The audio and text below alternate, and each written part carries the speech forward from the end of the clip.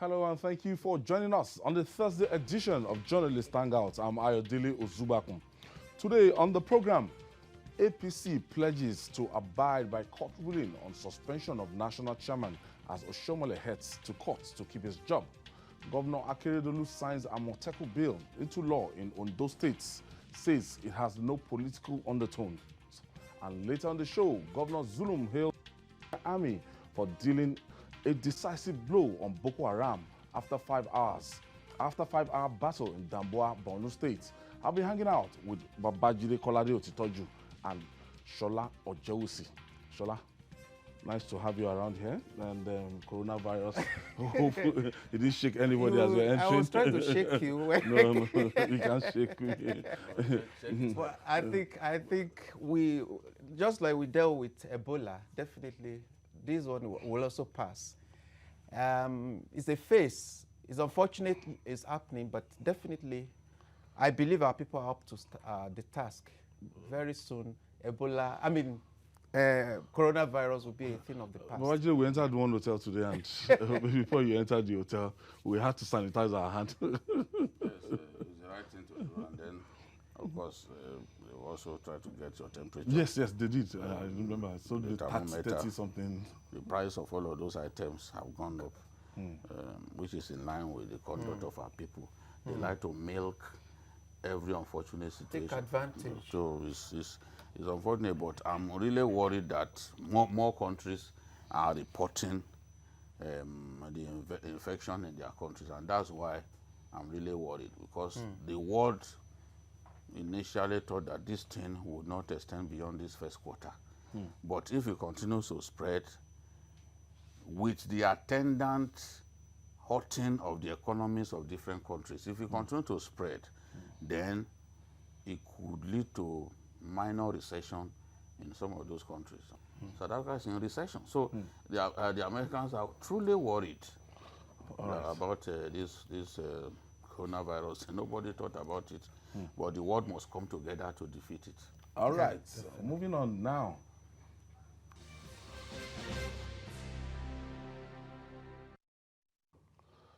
The rumble in the All Progressive Congress, APC, is showing no sign of abating, following a court order restraining Adams Oshiomhole from parading himself as the national chairman of the party.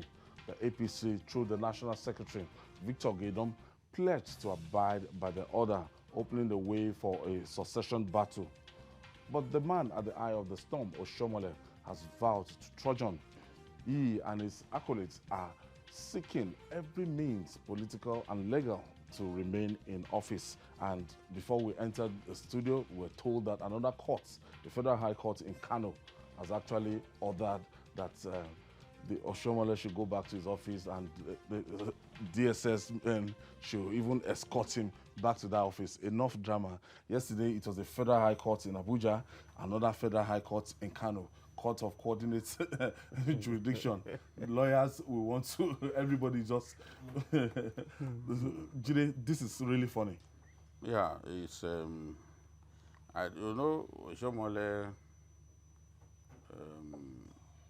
is someone who can play it the rough way if he wants to. In fact, he still has the capacity to play it the rough way. What is going to happen is judicial confusion.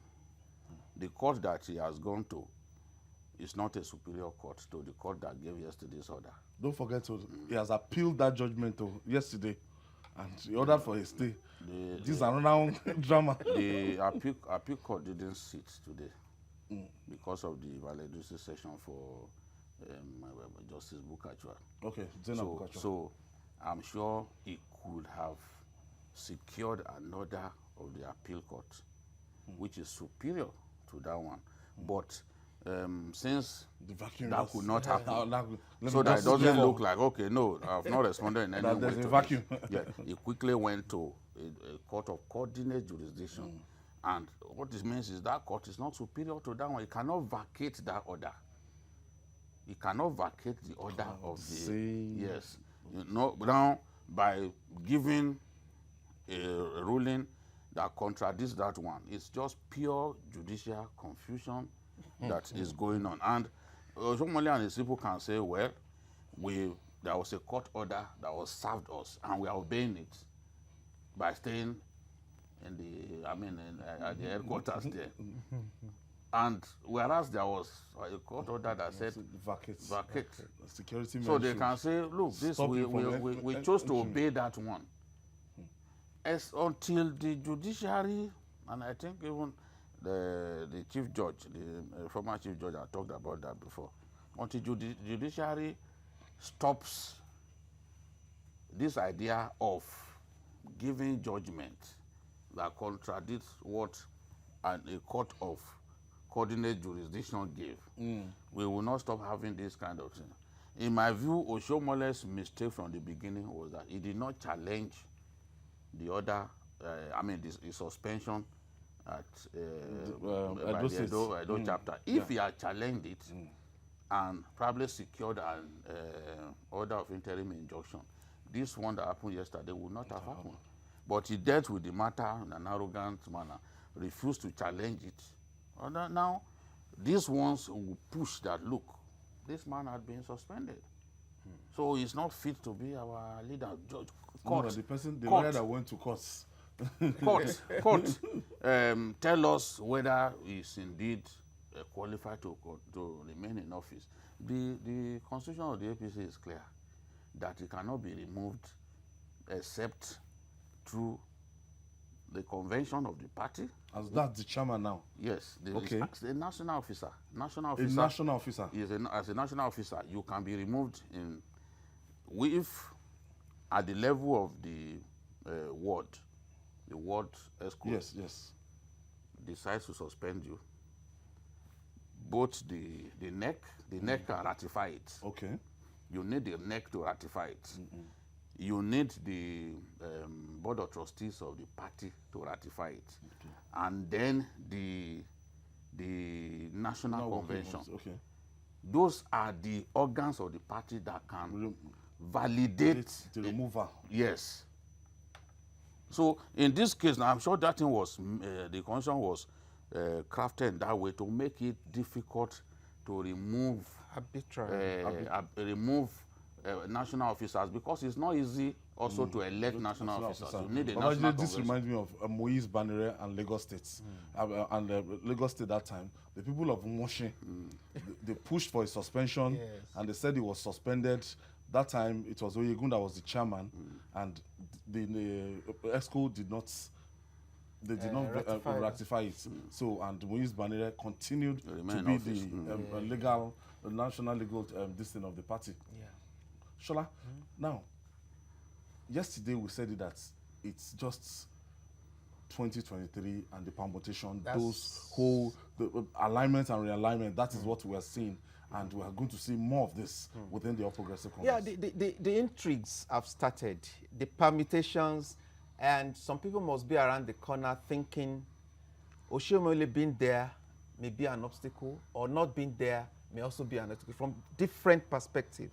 And this is what is happening. But it's unfortunate that I will take you a little bit back to what Jide said about members of the judiciary trying to create more confusion, because you have a court of equal jurisdiction, I think that's the language, still going out to entertain a case that has been handed by another court of similar jurisdiction. So when something like this is happening, you want to question the role of even the judiciary in keeping our democracy sane as it should be.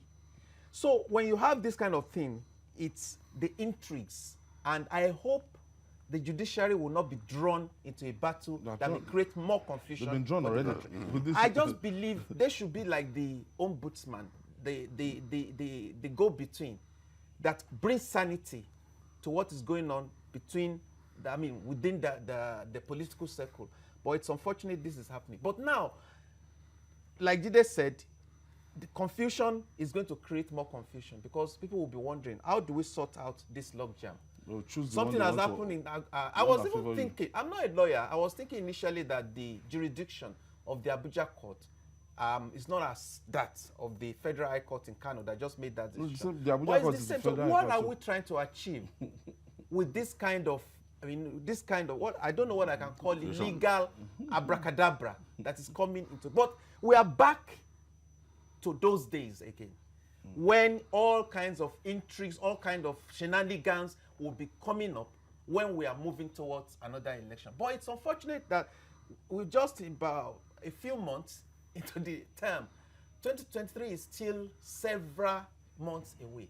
Why this? Is it so bad that we have to get to this level? I think something has to be done to make sure that the polity is not heated up to the extent of creating more confusion for the people. The Abuja High Court, while giving the directive, was saying that the secretariat should not recognize Oshiomhole again, and security people should take over that secretariat to make sure that Oshiomhole is not giving access to that particular secretariat. Now, when I'm reading this breaking news, that's the other one said, okay, DSS, please escort him back to his office and make sure he's secured as the chairman of the party. And he said something. He said the judiciary should not be drawn. I said they are drawn already. when we see things like this. If you go back to how things played out in the course of the battle for the soul of Zamfara, these APC guys were doing the same thing to themselves. Court of coordinate jurisdiction will be giving conflicting orders. But at the end of the day, once the renegade Kabru Marafa group got the Sokoto division of the Court of Appeal to give a judgment that didn't favor the Yari group, That was the game changer. that was the beginning of the problem. That was the beginning of the problem. So by the time they do all this to themselves, you know, please themselves in their funny game, one group will eventually get a court of superior jurisdiction to give a judgment that favors it. And once that happens, you now know that it's only the Supreme Court that can save you. Honestly. There's nowhere else to run to. You can't run to an appeal court when the appeal court has given. Meanwhile, the crisis will persist in the party, and while you are waiting for. So at that point, it's the only Supreme Court that can save you. That's what happened in Zamfara. I watched them. This same scenario played out. This same scenario played out. And in Rivers too, APC Rivers. Oshiomhole went to the Federal High Court in Abuja asking it to compel INEC to receive the list of candidates that he had prepared at the national headquarters. Of course, INEC refused because what INEC insisted that there has not been a fresh decision by a superior court to that effect. So invariably, they did not take that list from Oshiomhole, and that was the beginning of the problem. If they had taken the list, we would not have had the problem that we had in Zamfara. They didn't take that list from him, so the matter remained in abeyance until the game changer, in form of the decision of the Sokoto division of the Court of Appeal came, and it was at that time that the Marafa group gained an upper hand over Governor Yari. Well, I'm seeing something playing out, and I may want to also share this with Jide, considering the position of the president in this kind of, because as the national leader of the party, is there no possibility of this thing bringing the house down on the head of the president? Shouldn't the president at least, because what is happening in the courts is an intra-party affair. Yes. It's not something that's coming from PDP or any other parties, you know, all those parties. This is in-house. Is there no way somebody can try and see, or it's a question of, it's the hand of Esau and the voice of Jacob or whatever? I'm just wondering. You know, sometimes this popular dictum that be careful what you wish. It can sometimes hurt you. When APC members began to go to court in the aftermath of the primaries, Oshiomhole said that they will be expelled. And it's there in the constitution of the party that until you have exhausted all the available internal crisis resolution mechanism within the party, you can't go to court. If you go to court, you'll be expelled.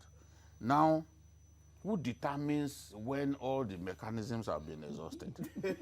The president, when Oshiomhole made that statement, the president said, no, our people are permitted to go to court if they feel aggrieved. It's there because the Constitution gives them that right, that when you feel aggrieved, you can approach a court. So in this case, the Constitution is superior to any body of laws anywhere within our country, whether it's that of a political party or anything. So the president was imagining that if these people go to court, they will win. The enforcement of their rights. So he then said, no, don't stop people from going to court. We can see now, these people have gone to court again. How do you then stop them? In my view, Oshiomhole has to do his best to gather the leaders of the party together to resolve this dispute, because the way it is now, this is meant to destabilize Babajide, because the question is, where does this start from? Reconciliation from. Now, this matter will not be, Oshiomole's fate will not be decided in the court. It is his own members that will decide his fate. And time is running out. Time is running out. I'm saying it now. Time is running out. And there are divided opinions already. Yakub is calling us from Lagos. Thank you for joining us, Yakub. Good evening, Ayo. Good evening. And good evening to Babajide and the other gentleman in the studio. Sola, Ojewusi. You see, Ayo, some of us that love this very party or political party, especially President Muhammad Buhari, I think I totally agree with one of the guests there, that this is the time that whatever Mr. President needs to do, he ought to do it this time around. Because as a party leader, because he's the president of this country, and then this is a party that produces Mr. President. For me, I didn't mean that Oshiomhole did not come in 2015. It could have been very difficult even for Mr. President to come, because the former chairman at that time, he was never doing it the way we that supported the party really want him to do before Oshiomhole emerged as a chairman of the party. So, in a nutshell, straight to the point, Mr. President needs to call both Oshiomhole and the governor of Edo State, because I can see this is from the manager from Ondo State, not even the federal. Mr. President needs to call them to order, and then actually Bola Ahmed Tinubu, he should speak out in time so that before this thing degenerated. Well, Jacob, Jide, you know, when Shola asked that question, I was looking at you as if what we said before the program started, that when you look at antecedents, when you look at events in the time past, Mr. President has not been known for, you know, somebody that will wade into this kind of crisis. We were here when Mogono and Abba Kyari, they started the leak memo. We were here when Magu and DSS. We've seen several other cases that Mr. President will stay aloof. We're here in Ogun State when Mr. President was even stoned. He even said they can vote for. And he said vote for any candidate of your party. So, the tactics really so for Mr. President, I don't think he's the kind of person like that. I wish he were a different kind of president, because this thing, the way this thing is going, Oshiomhole is in trouble. This is the first time I'm talking like this, and it's because of what I've seen, what I've heard. Oshiomhole needs to move fast. The people's job it is to reconcile party members, have to move in fast. It is clear that many people don't like his style within the party, even within the ESCO. In that national ESCO, there are at least 5 lawyers. Why is Oshiomhole talking about judicial matters? Why is he interpreting laws when you have 5 lawyers? Supplanted all of them. None of them can talk. Even Niyabayo now, a lawyer. Yes, now. I've never seen my friend Babajide Ogala addressing the press or talking about legal matters. Inu Abdul Kadri is a lawyer. Ogala has gone. So many of them. No, it's like he does not even exist. I've been calling him. These are some of the things. These are some of the things making many of them unhappy. You need to read the comment of Babajide. Yes, he may have his own grudge, and the grudge emanates from the primaries, when the national leadership supported Bindo against the wish of strong party leaders. Of course, the party lost in the end. After the party lost, they still haven't reconciled them. You know, I said something some time ago. I said, since the 2019 election, what has the APC done to reconcile those aggrieved about how the primaries played out? Nothing has been done. Go and read the comment of Babajide Lawal that within the national school of the party, they are like this. They are loggerheads. So that's why I'm saying time is running out. There's no doubt that Oshiomhole, there's a need to rescue Oshiomhole, not just from himself, but from those who are bent on kicking him out. And the way to go about it is for all parties to give room for dialogue. Don't embrace... Even PDP people, they don't want to shovel it there. don't embrace hardline positions. You know, don't embrace hardline positions. If the chairman must be able to make concessions so that the party can exist in peace. You can't call an old man like Baba Akonde to come and resolve things, and this kind of things are happening. Where does he start from? Where does he start from? It's complicated. I agree with Jide. Oshiomhole has a role. He's been fighting from different fronts, and there is a limit.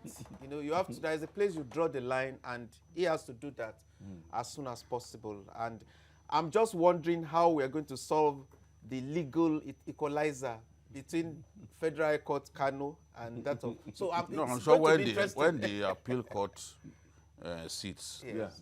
I'm sure he will go there. This was just probably a kind of stopgap.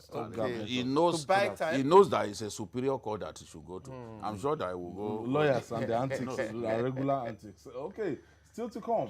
Governor Akeredolu signs Amotekun Bill into law in Ondo State. Says it has no political undertone. We'll be right back after this time out. Please don't go away.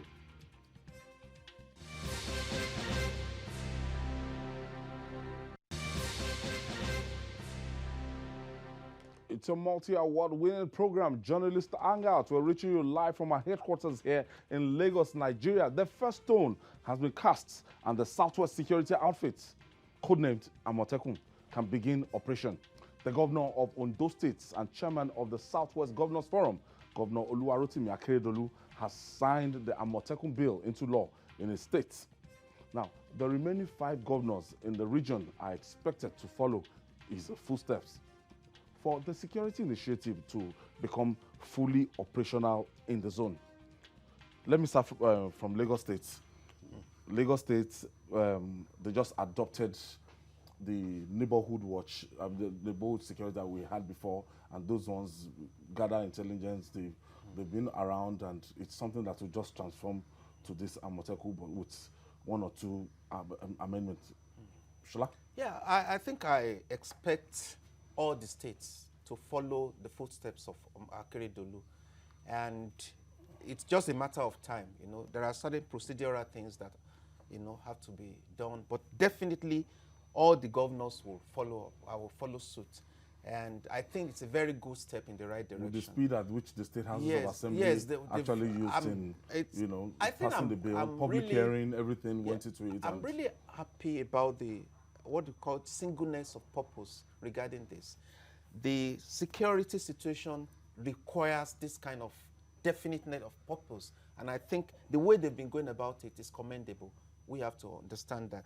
And there has been a lot of intrigues, undertone, coming that maybe it's a plot to get the Southwest out of whatever. It's not. Security is something that nobody can joke with. And when these states of the Southwest region have taken the bull by the horn, we have to support them.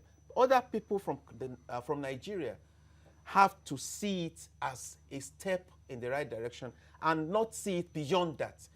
There shouldn't be any tendencies beyond the fact that these people want to secure their region. And that's what I believe they've done. And you can see today, you see the governors of the South-South regions too coming together to also talk about the possibility of creating something similar.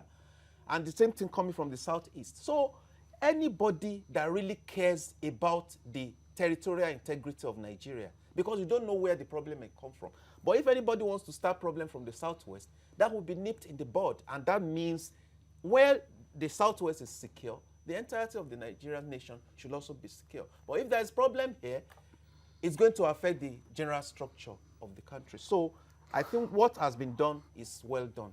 That's the way I would. Babajide, we've seen groups from the northern part of the country, and they've said it categorically that, look, they are not on the same page with this Amotekun thing, and it's targeted at directly at some of their people, and there's so much mistrust rising from this Amotekun. Well, I think the view is changing gradually after it was made clear that Amotekun will work in tandem with the police. What many of them thought was that Amotekun will be an independent security outfit, a central security outfit for the entire Southwest. But they've seen now that even the Attorney General had a meeting with the VP and the governors, and the whole structure was outlined, outlined for everyone to know that, look, this is just one way of complementing the community policing initiative of the Inspector General of Police, who has gone to all the 6 geopolitical zones, preaching the community police idea to the people. So I think more and more people now who felt, oh, Amotekun was just an opportunity to simply go after Fulani headsmen in this part of the country, I think they are changing gradually, because they've seen now that Amotekun is designed to work with the police to complement the efforts of the police, not to simply stand alone as a security outfit. What we want to see is a situation in which areas where the police appear stretched, because there are some communities that do not even have a police post. You can have Amotekun operatives on ground in some of those areas to help fill in, to help do the job of the police in those areas. And even when arrests are made, the culprits will be handed over to the police. The police will still be like the clearing house. I think the governors have all made that clear, because if they do not make it clear, you will see that someone like the IG will do his best to frustrate this thing. Because the question to ask is, there was a security summit that gave back to this initiative. The police was well represented. So why suddenly were they looking for ways to stop the thing and putting pressure on everybody? The IG especially just suddenly started calling governors that they should not do Amotekun. What? You didn't complain in the beginning. So this is the thing. I think that the Amotekun thing will succeed if the police show a sense of maturity and the police realize that they are too overstretched to effectively police our country and that they need help. You know, I was reading that the Attorney General gave an order that they should go and open the office of the Peace Corps. You know, the Peace Corps is also a security outfit that is also meant to complement the efforts of our security agencies.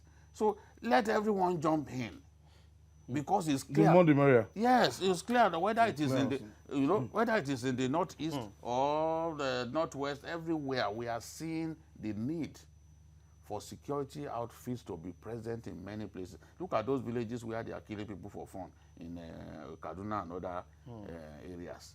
No presence of policemen of any sort. There's communication, if there's intelligence gathering, they would have given these people, alerted them. What is the idea? The idea of the neighborhood corps. The idea of the neighborhood corps, which Lagos State Speaker Obasa initiated, was for them to be present in their localities, their local governments, to provide intels. Yes, they have bicycle, they provide intels about what is happening, bad people in the society. And you can see Have we not defeated Bado in Lagos? The defeat of Bado was not simply something that the police did. The OPC joined. We challenged the OPC to help them. And they went raiding those people at midnight. OPC men joined them in doing that. That's what we want in the country. For anything that will help to further secure our people, to make sure that they don't fall into the hands of people who kill human beings as if it is killing people is a sport. So this is the thing. Let everyone come together. Let's not politicize everything. Let's not ethnicize anything. If you are not a criminal, if your business is not simply to snatch people's cows Or as a kidnap cattle people. rustler, or to kidnap people, or to if you are not a contract killer, why are you don't need to afraid be of afraid. Amotekun? Yes. Even some of our friends who are condemning it blindly without even having an idea of what it's about. Why would anybody oppose an idea that is meant to protect our people? I mean, why? We can't watch our people die. That's why some of us supported it. And we said that it must work with the police. Yes. And that's what the governors have all agreed on. So Amotekun has come to stay. It has. Shola? It has. Yes. Now, most of the governors will now sign it to law, and when it becomes law, I'm sure that they'll start rolling out. Yes. Now see. Yeah, they will. But one thing I would like to advise too, because already there may be people waiting to see what will come out of this, and they should not give anybody any room to be able to say, at least we told you so. That element of maintaining discipline, you know, a lot of training exercises must have to be, put into this, so that the core members, the officers that will be in that Amotekun Corps, will be seen to be people of impeccable characters. Not just anybody, not riffraffs. People who are ready to really do the job according to the statutes.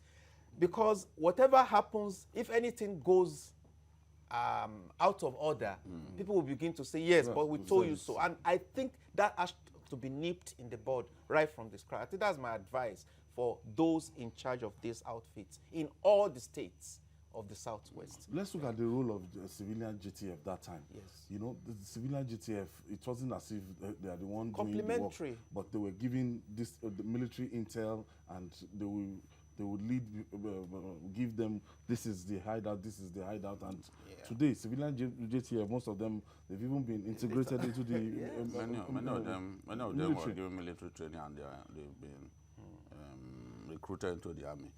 But the truth is, civilian JTF started like a child of necessity. Boko Haram turned Borno State turned Maiduguri to a theater of war. You can't gossip about them in the taxi. They will come to your house and kill you. Because their boys were inside Maiduguri, spread around Maiduguri. I remember a time when they were building the mosque, the El Kanemis mosque. These guys came in the night, slaughtered the builders because they were sleeping inside the mosque that they were building. They came, slaughtered the builders. I remember when Jonathan went to have a town hall meeting with them. The women who spoke at the town hall meeting, you know, condemning the insecurity, what Boko Haram was doing to them, they went after the women, killed. Slaughtered them. The clerics who were preaching against them, they went after the clerics, Boko Haram slaughtered. So the civilian JTF, the guys, they came together. They know these boys in the neighborhood. So they started fishing them out of their houses, dragging them out of their houses, and that's how Maiduguri became safe. You could be inside the taxi now and gossip about Boko Haram. Nothing will happen to you. But in the past, you dare not. It was dangerous. You go, So now I'm not encouraging gossip, but right now I'm just saying that it is a lot safer now. Not like that time. They now began to help the police, help the army. They even joined in the fighting. Like this fight over Damboa now, some of them lost their lives. More than 700 civilian JTF have been killed in this war. You know, they are unsung heroes in the war. Yusuf from Lagos, thank you for joining us. Moses from Lagos. Prophet Moses. Thank you for joining us. My brother, good evening, sir. Good Good evening. evening. It's Babajide I want to speak with. Okay, he's listening. So, Babajide, good evening, sir. Good evening. You speak like a Kogi man. Sir, I'm sorry to, it's a personal issue I want to speak with you, sir. You have Not to call really him on the after the program program. you are addressing. Besides that, I was in your office on the 9th of... Moses, sorry.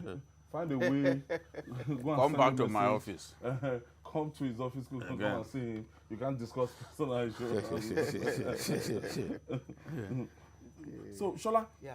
now, some states, they have something like, it's not civilian JTF, but they have their own local intelligence units that they... Isba, all of them Yes. different.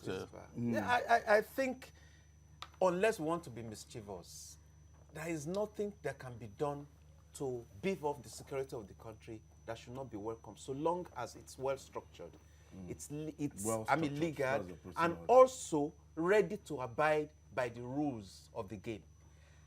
You know what? Nigeria is too large. How many people do we have even in the police force? You can count them by your fingers. 307,000. For a On the country of police. 200 million. Even America, as big as they are still complaining about it, despite the strength of the armed forces, the National Guard, the police, the states having their own. They have state police but all they over. still want more. They still encouraging. Every day you see people being encouraged to join the army, The army, to join yes. the police. So it shows that they know the value of having enough personnel to be able to handle things. So there is Same thing not, with yes, Israel. yes, Israel. Israel, Yeah. they not only have the regular soldier, they have reservists. Yes, So yes. those reservists are people who have undergone a form of training, like NYC. That I when the think- war comes, Yes. and they know that the regular army will not be enough, they call up reservists, they join the fight. So the government, even the federal government, should be happy that states, the regions are coming up to support its security efforts. So nobody should have any insinuations about what is going on. It is for the good of the people, and every well-meaning Nigerian should support it. I like the way the House of Assembly, the Amotekun. war Asoebi, The word, the so Amotekun- Asoebi, and they put the picture of Amotekun on it. Yeah. On the day they decided to pass the It's bill. very You know? symbolic and It's really symbolic, and it's good to see people show so much interest in protecting the ordinary man. And for once, that has like united Yeah. the whole of the South, and And frankly, They the speak man with the with one white voice. beard, Yeah. frankly, the man with the white beard has provided leadership on this matter. showed determination. Yes, showed Yeah, determination, showed yeah. leadership to his Yes. colleagues in Oluwarotimi government. Akeredolu. And you can't blame him. He came under attack. Arakùnrin. He came under attack from kidnappers. yeah. They attacked his convoy. If he had been killed in the process, what would we be talking No, about? we have to So- commend Akeredolu, and nobody should read any meanings beyond the fact of a man discovering an urgent need and inspiring his colleagues to go ahead with it. And you know what? The governors of the Southwest must have been listening to the pulse of the people. If you go anywhere in the South, you know, I don't think normal people are in support of this, and the governors have to go along with the wish of their people. I think that's just the facts of the matter. Yes. Okay, now moving on. The Boko Haram fighters are on the prowl again in Borno State, but this time they met stiff resistance from the Nigerian Armed Forces. On Wednesday morning, the Boko Haram fighters attempted to overrun Damboa in southern parts of the state, but after a 5-hour battle, troops of Operation Akeredolu resisted the attack, killing scores of insurgents while seizing 19 fighter vehicles from them. And elated Governor Babajide Zulum commended the troops for dealing a decisive blow on the insurgents. It's a piece of good news, Babajide. Yes, it's a sort of 5 news that hours. won. Yes, Good. but even on the same day, they were killing people elsewhere. You see, but Boko Haram knows that when it confronts the Nigerian army in a pitched battle, not when it launches a sudden attack, Hit and run. you know, that or an ambush, a pitched battle.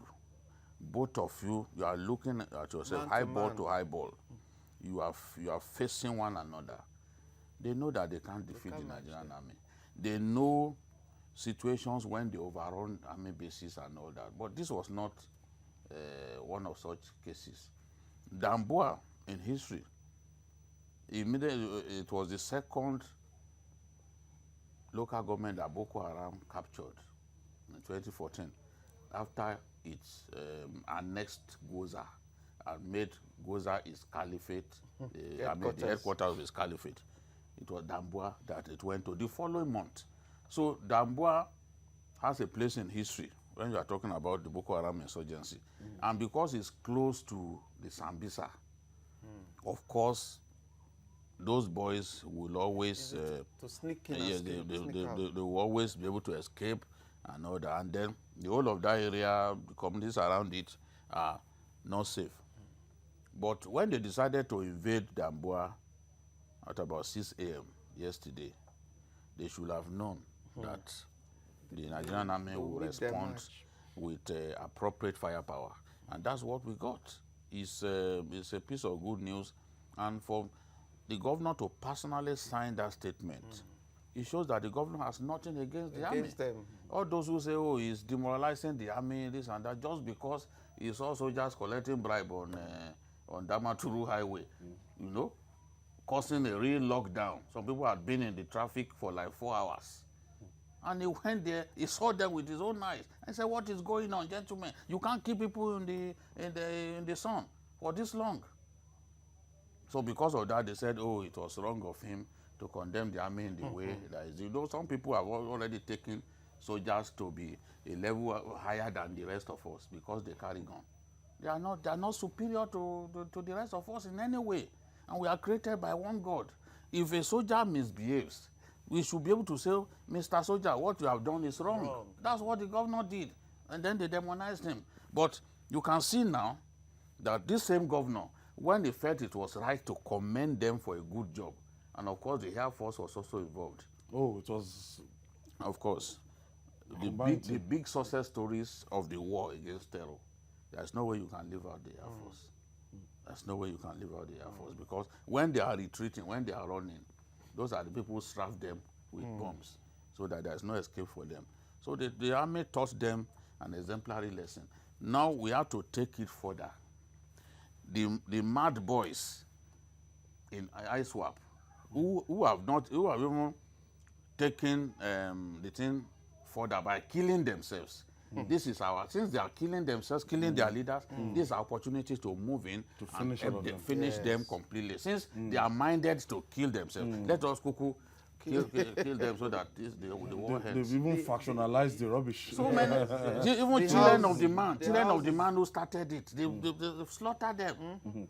They slaughtered Mama Noor, slaughtered children of the man. So what's left? I think it's obvious they've gone even beyond whatever modicum of sanity that you can think of. So this is about the time to cash in on that house. It's a broken house already. And I think our military should really move in to be able sustain the offensive. And I have to say about the governor, it showed leadership. When he criticized, it was leadership in action. And when he comments, it's also leadership in action. I don't think Mini should be ready to his actions. The guy has been doing a very good job out there. Very and passionate. I don't envy any governor in Borno, the kind of things they face every day. So when you see somebody who's really up to the task, you have to appreciate him. And I think that's the fact. I hope he stays that way. And he should be able to also encourage whatever he can do within his powers to encourage the forces fighting out there. I think he should continue to do that. Yes. Babajide, talking about the structure of Boko Haram, 3 days ago, the United States of America came and they put bounty on Shekau, saying $7 million that anybody information that can get Shekau. And I was looking at the structure. Is Shekau? That story is another story that somebody just dredged up and made it look like a fresh story. A fresh one. And they put that bounty on him a long time ago. Today, Shekau is not the man that he used to be. His own group constitutes little threat to the army. It is the ISWAP guys. Weekend, they can only terrorize villagers. They can't terrorize the army. But of course, we all know that the ISWAP guys are more than competent to terrorize the army. From their record, we see that they even go to military bases to attack the army. You know, so those are the guys that we really need to exterminate. The guys that we really need to deal with. The mercenaries. They have the weapons. If they could bring 20 gun trucks, one battle. If we can take 20 gun trucks to a battle, how many do you have? That's the thing. Well, it's not easy. So they have equipment, they have the men. I was reading about how they recruit people. I think there was a documentary that the BBC did. These guys go across the border. They go to Niger Republic to recruit boys aged between 20 to 22, and they give them $3,000 to join. Why won't they? They have money. They are controlling the economy of the Lake Chad area, the fish business, and all. They have money. And they've been kidnapping in the past and collecting ransom. So that is the thing. We'll be asking ourselves, how do they recruit? I saw that story, and those boys were talking. They said, look, we are unemployed in the Difa region of Niger Republic. It's just about 3 hours journey to Nigeria. That's where they recruit people. Dominic is calling us from the United Kingdom. Thank you for joining us, Dominic. Yeah, good evening, everyone. Good evening. Yeah, I always say this, and think in the midst of journalists, Babajide and you stand out. You know, your name is going to be written with Mambo. Thank you. Having said that, Thank you. there's something I want to talk about. I think that please permit me to say this, because I know you have moved on. About issue of Oshiomhole. Oshiomhole is somebody that we actually love because of what he has done. I'm from Ondo State. We love him because when he started drifting to the left wing, far left wing, people now begin to tell him, do not do this. Remember Oshiomhole theory. Anene and my father were very close. I know Anene when I was very small. And Oshiomhole came and said, we do not want this. We do not want Oshiomhole to remain, Anene to remain as godfather. All of us say, okay. We join you because you appear to be a progressive attack. We then join you based on what you brought from the other side of your former labor union. When he then came in, Oshiomhole rattled the whole Edo State. Jonathan tried to cool him down to say, Oshiomhole, you move away from this place to enable Oshiomhole to do the actual job for Edo people. People accepted him. The same Oshiomhole will take us down to Abuja and begin to see how it's going to destroy Edo State. I'm telling you, Babajide, I understand you get everything right. Those state politics is a traditional and cultural way of politics. Nobody changes it. What's come to what? We take it back. What's the issue of Edo State? Majority of the people who have been a governor, either they end up, if they don't do well, either they end up being a cocaine smoker or any other thing, if they don't do well. And that is what we are predicting that may be going on. But it's high time for somebody like Oshiomhole to come back and say, I won't do this again. Okay, thank you, Dominic. Thank you. Our time is fast spent. Thank you for your insights, bringing us back to the intra-party crisis within the All Progressive Congress. Now, going back to the Northeast. So, we're talking about the JTF. Yes. The Factionalization of Boko Haram. Well, as I said, this is the time to move in and finish off those boys. But the area of our country that they occupy, that group, the place is well defended. There's no doubt about it. It's well defended. But well defended. Yes. The Lake Chad. The area where they occupy, well defended. They have the resources to put mines and all of that there. So it's difficult to embark on a land invasion. You can bombard, people die, a lot of innocent people will die because they are not allowing people who live in the area to move out. So you are under their control. You are under creating a kind of human shield. What's it called? You are under their hegemony. So it's like a territory. Yes. Like so when you bomb, when you throw bombs on the area, you kill a lot of civilians. In fact, the BBC reported a scene in which about 50 persons died. A lot of those things you don't read in the newspapers. that is the area that they control. And we've not been able to dislodge them from that area since 2016 they've been there. So this is the thing, we have to work harder. If we can crush that faction of Boko Haram, I can tell you the war is literally over. And Yes. still the role Because they are of the ones the who are very multinational strong. forces, because of the boundaries, those areas, can we still have a way of bringing together things? Because we should not do this alone when we can Our use neighbors. other neighbors Our neighbors. to fight this battle. I think we have to really look into that. Not to work harder on Yes, that, yes. because war is very costly. It's costly. And we should encourage other countries to Chad, Niger, and even Cameroon to really come back to the table and see what they can contribute to this battle. Yes. It's a wrap on today's edition of Journalist Hangout. Sola Ojewusi, thank you so much. Thank you. And Babajide Kolade-Otitoju, thank you. And that's our offering. Join us tomorrow for another episode of the program. You can watch Journalist Hangouts on our platforms showing on the screen. We're also on YouTube, youtube.com/TVC News Nigeria. Our feedback channel is Journalist Hangout at tvcnews.tv. I'm Akeredolu. Bye for now, and God bless Nigeria.